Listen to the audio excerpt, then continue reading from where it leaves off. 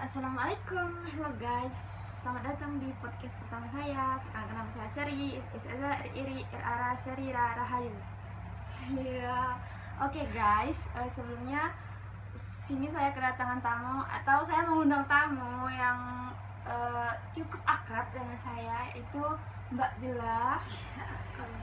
Sapa dulu, sama Dila. Hai, nama saya Dila. Ingat ya, L double, teman-teman. Baiklah. Tolong nama lengkapnya Mbak Dila sebutkan. Oh, nama lengkap nih. Iya, tapi nama lengkap bukan riwayat hidup ya. Oh, baik. Baik, dengarkan secara sesama ya. Nama saya adalah Rohma Dila Mulyani. Terus itu saja kan? Nah, dipanggil Dila kan? Iya, L-nya double. Oke, L-nya double ya guys. Oke, gimana kabarnya Mbak Dila hari ini? Alhamdulillah cukup menyenangkan dan baik. Namun cuaca panas ya. Iya, emang. Segera sekali. Emang cuaca kita ini udah berapa hari sangat-sangat panas dan hampir membuat dehidrasi ya guys. Iya, rasanya Oke, balik ke topik. Sini kami akan berbincang-bincang santai tetapi seru tentang bisnis online. Kebetulan Mbak Dila ini berbisnis online loh guys. Nah, menurut Mbak Dila nih ya, bisnis online itu apa sih? Menurut saya pribadi ya, bisnis online tuh yang mana kita berjualan di internet, melalui internet di dunia maya. Jadi memudahkan kita untuk jualan akan produk kita tuh. Jadi kita cukup duduk di rumah juga bisa mendapatkan uang gitu. Oke, itu menurut definisi menurut Mbak Dila ya. Sebenarnya saya sudah menduga namanya online ya guys, pasti tetap di dunia maya. Tapi saya ingin mendengar dari versi Mbak Dila nya gitu. Ngomong-ngomong tentang produk-produk bisnis online yang Mbak Dila sebarkan di WA ataupun di sosial media lah ya, ibaratnya tantangan atau kayak masalah-masalah yang Mbak Dila hadapi itu apa sih selama berbisnis online tuh? Ya, ada beberapa tantangan ya. Yang pertama itu ada waktu, kedua biaya, ketiga juga pemasaran. Oh ya, ternyata ada banyak sekali ya guys. Ternyata yang dihadapi oleh Mbak Dila ketika berjualan online tuh, kalau masalah yang sering terjadi itu masalah apa yang ada? Waktu dan biaya, Kak. Mengapa waktu dan biaya? Karena yang pertama, di saat pemesanan itu pemesanan itu berlaku. Jadi tuh konsumen biasanya nanya kapan datang karena jangka waktunya lama kan. Kita pun nggak bisa untuk mempercepatnya gitu. Kemudian uangnya juga biasanya mereka tuh bayar 2 kali, 3 kali, jadi agak susah gitu. Kita mutar modalnya lagi begitu. Iya. Korban bisnis ya. Iya. Cukup Sering terjadi sih itu ya. Iya. Kalau masalah pengiriman tuh yang sering terjadi karena pengirimannya lama tuh kan sering juga di komplain tuh. Itu apa sih yang menyebabkan masalah itu tuh? Kebanyakan tuh kayak kan karena dikirim dari Pontianak gitu kan. Sebenarnya barangnya tuh udah ada di situ kan, ada juga yang lagi di perjalanan, jadi ditampung menjadi satu di suatu tempat kakak saya tuh. Kemudian masalahnya tuh saya harus mencari banyak konsumen supaya ongkir pengiriman dari kota Pontianak ke kampung saya tidak terlalu mahal gitu, sehingga saya menjual barang-barang itu kepada konsumen juga harganya terjangkau gitu. Itu sih permasalahannya. Iya.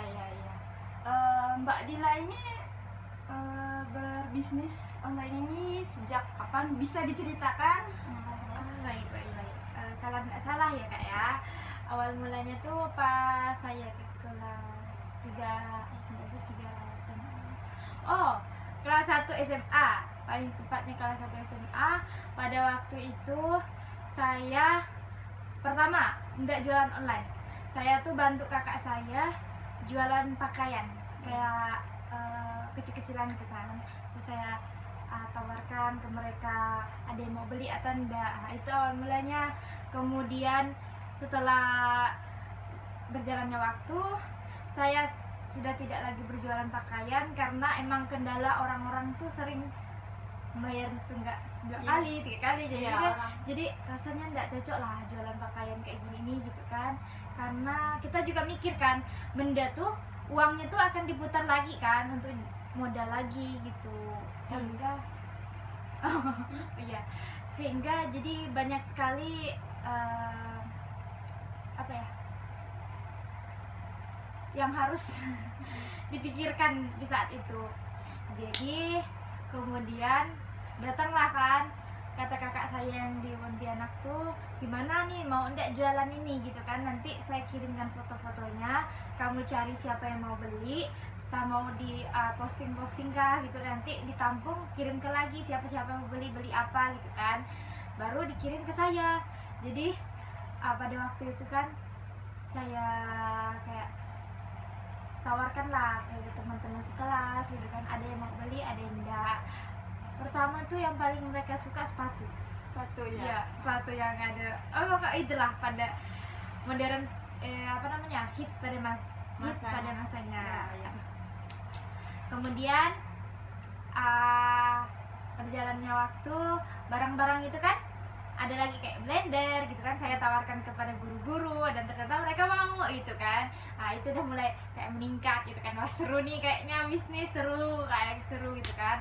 Kemudian coba lagi nih, ada lagi orang yang memesan, bahkan waktu itu tuh ada orang yang memesan gimana ya, sejenis gantungan foto gitu kan, tapi sekaligus dengan fotonya gitu, request. Itu juga, terus saya antar juga ke tempat konsumen, terus mereka bayar.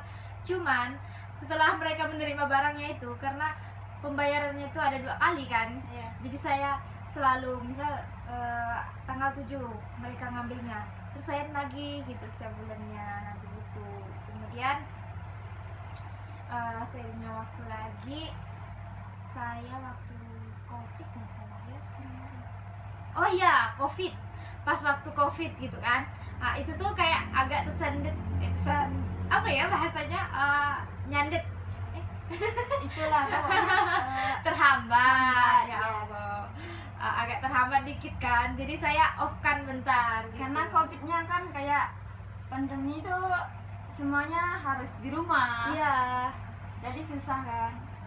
Kebetulan juga pada saat itu saya lagi sibuk-sibuknya, sebelum covid kan 17 Agustus kan, itu lagi sibuk-sibuknya latih paskibra gitu, jadi jadi tidak fokus gitu kan, nggak fokus satu dan harus membagi waktu, dan tentunya capek juga. Lelah sekali dari pagi kayak kerja ya, dari pagi sampai malam gitu kan.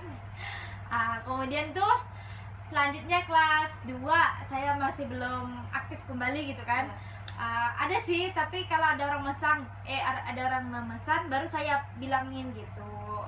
Kemudian pas kelas 3 enggak deh, kelas 2 SMA itu saya udah mulai, kan kakak yang di sana tuh jualan kayak perabotan rumah tangga gitu kan, kayak televisi segala tuh. Saya tuh menjadi teman kerja beliau gitu kan, saya itu bahasanya. Kemudian saya tuh menagih-nagih mereka gitu.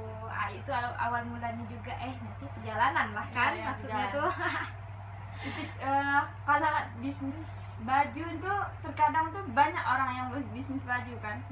Jadi kayak orang lebih tertarik sama orang itu. Jadi kayak kita jual baju, orang jual baju, apalagi baju ini kan yang sering-sering dijual orang, dan orang tuh menjualnya tidak hanya 1 toko 2 toko, jadi kayak pembelinya tuh dikit kan, karena mencar ke toko lain. Bahkan ada waktu itu kan orang pas saya kelas 2 menjelang ketiga gitu kan, ada yang mau pesan lemari susun gitu kan. Jadi saya tuh ngantarkan ke rumah konsumen sekaligus memasangkannya Kak. Itu tuh wah sekali bagi saya kan, memakan waktu yang lama juga, tapi tidak sampai 3 jam sih, lumayan lah, karena saya juga waktu itu sudah belajar bagaimana cara menyusunnya gitu. Karena mereka tuh tidak tahu gimana sih masangnya nih, tidak tahu lah, minta tolong lah ya katanya nyusunnya gitu. Jadi saya susun, yang lucunya tuh mereka nontonin Rama-Rama gitu kan. Itu sebagai pengalaman bagi saya. Iya iya. Pengalaman yang sangat menyenangkan dan sedikit kayak dramatis juga ya kan. Itu kalau kakak ini berbisnis online ini tentunya tidak sendiri kan? Iya. Pasti ditemanin atau keluarga atau kakak punya karyawan? Oh, seperti saya sudah sampaikan tadi kan, kakak saya itu kakak saya yang pertama, anggotanya anggota pokoknya teman gitu kan, teman partner. Iya. Saya tidak ada karyawan, cuman saya bersama kakak-kakak saya gitu. Ada 3, saya kakaknya 2 gitu. Yang satu di kota, yang 2 lagi saya dan kakak di kampung gitu. Nah, dari tiga orang nih tugas-tugasnya tuh apa sih? Kalau kakak yang pertama di kota tuh dia tukang memesan barang-barangnya tuh. Kemudian kakak saya jadi yang pertama jadi apa namanya, pemasaran. Iya. Kemudian saya sekaligus pemasaran bantu-bantu dan promosikan juga. Kemudian kalau ada kendala saya juga begitu. Tapi itu ada beda kalangan ya kan. Kakak saya tuh agak kalangan yang ibu-ibu lah gitu kan. Jadi beliau menawarkan kepada ibu-ibu, terus saya nawarkan kepada kalangan remaja gitu kan. Karena beda kan, beda selera kan. Ya, tapi biasanya juga ada ibu-ibu yang membelikan untuk anaknya gitu. Pernah nggak sih kakak bertemu sama pelanggan yang sedikit rewel gitu, kayak banyak maunya gitu? Pernah sih kak, pasti. Kayak gimana ya, kayak contoh kan, ini nih lemarinya udah datang, terus dia tuh lupa apa yang mau dipesan dia. Misal gambar karakter gitu kan, dia karakter ini yang mau dipesannya, tapi dia udah bilang karakter yang beda lagi gitu. Ya. Pas datangnya dia bilang, loh kok gini sih, perasaan bukan ini deh pesanan, padahal kita udah ada catatannya kan. Ini ibu, maaf ibu ya, ibu tuh kemarin pesan ini gitu. Oh iya kak, masa sih, kayaknya enggak lah, ya kembalikan lagi lah gitu kan, saya mau yang lain gitu kan. Ih kok gitu, kata saya kan. Rasanya itu menjadi tantangan tersendiri bagi kita gitu. Jadi solusinya tuh gimana tuh kak? Solusinya apakah dipulangkan atau gimana itu? Kebetulan tuh ada yang mau juga, jadi saya kasih aja gitu siapa yang mau beli. Iya. Karena beliau pun belum ada uang mukanya juga kan. Biasanya tuh ada, kalau harga jualnya di atas 200 dia harus ada uang mukanya gitu. Iya. Takutnya ya terjadi lagi seperti susah ditagih ya. Itu sangat susah sekali. Iya. Kakak kan bagian promosi ya. Iya. Gimana sih kakak mempromosikan produk kakak tuh agar pembeli atau konsumen tuh tertarik, wah barangnya kayaknya bagus deh, ya aku mau lah gitu. Baik, pertama tuh saya posting di IG, terus WhatsApp, melalui dalam bentuk video gitu yang telah diedit, kita buat gitu kan, kita foto-foto lah gitu kan barang-barang yang kita jual, kemudian kita cantumkan harganya, dah itu ada varian warnanya, kemudian pokoknya semenarik mungkin lah pokoknya. Kemudian cara yang kedua, saya memakai barang yang saya jual, biasanya tuh kayak tas, sepatu lah gitu kan, hijab gitu. Jadi teman-teman sekelas saya tuh biasanya nanya, wah bagus ya, di mana belinya? Kebetulan saya sendiri yang jual gitu kan. Nanti saya tawarkan, kamu mau yang mana kalau mau beli gitu. Biasanya tuh ada juga guru yang mendengarnya terus nanya, Dila ada ndak jual ini? Oh ada bu gitu kan. Oh minta tolong carikan ini gitu. Kemarin pas waktu covid kan, itu guru saya sendiri masak kayak masker kain gitu, mau dibagi-bagikan ke siswa-siswanya gitu. Jadi melalui saya. Oh iya, ternyata menyenangkan juga ya Iya. bisnis online ini. Sangat-sangat menyenangkan. Iya. Kalau misalkan dalam bisnis ini kan tidak tentunya mulus kan. Pernah nggak sih kakak mengalami kegagalan dalam berbisnis tuh? Pernah kak? Ya pasti tentunya pernah ya kan? Pernah pasti. Seperti dong kak. Jadi kayak salah satu kegagalannya itu, kita udah memesan suatu barang yang ternyata itu tidak ada yang memesan gitu kan. Jadi pengaruhnya tuh kita jadi nggak bisa mutar modal gitu. Jadi kita harus muter otak dong, gimana cara mengelola ini supaya menjadi uang gitu. Nah, itu kegagalan yang sangat susah untuk diantisipasi. Iya, dia kayak barangnya nggak dibeli jadi nggak laku kan. Iya. Jadi kayak kita mau muter ke modal ini gimana, sedangkan barang yang kita jual ini nggak laku. Iya. Gitu kan. Dan kegagalan itu juga bisa terjadi jika mereka yang tidak terlambat membayarnya gitu Iya, kan. benar. Biasanya tuh mereka janji gini kan, misal tunggu udah gajian ya gitu kan, tunggu udah gajian ya, ternyata tuh gajian udah 3 bulan, 4 bulan, 5 bulan, emang gajiannya maksudnya gajiannya tuh kapan gitu kan, Iya, iya. masa nggak ada gitu kan. Jadi itulah yang kendalanya, sedikit kayak gimana ya, hati ini kita udah jauh-jauh gitu kan. Iya. Oke, arti kayak karena menunggak ataupun kayak mereka lama bayar kan, produk tidak laku kan. Iya. Itu juga penyebab kegagalan tuh. Mungkin sekian podcast dari kami, dari saya tentunya, dan bintang tamu saya Dila. Iya, Mbak Dila. Ternyata tuh berbisnis online itu sangat menyenangkan ya guys. Kita juga bisa mencari keuntungan lewat media sosial dengan berjualan melalui media sosial. Kita tidak perlu susah-susah untuk berjualan kayak seperti keliling. Kita bisa mempostingnya di media sosial. Ternyata tuh seperti Mbak Dila sampaikan bahwa berbisnis online itu tidak mulus seperti yang kita lihat-lihat di TV gitu. Pasti tetap ada kegagalan. Tapi kita harus tetap sabar dan selalu memutar otak dan sabar. Gimana caranya barangnya bisa laku lagi, itu bisa dijual kembali.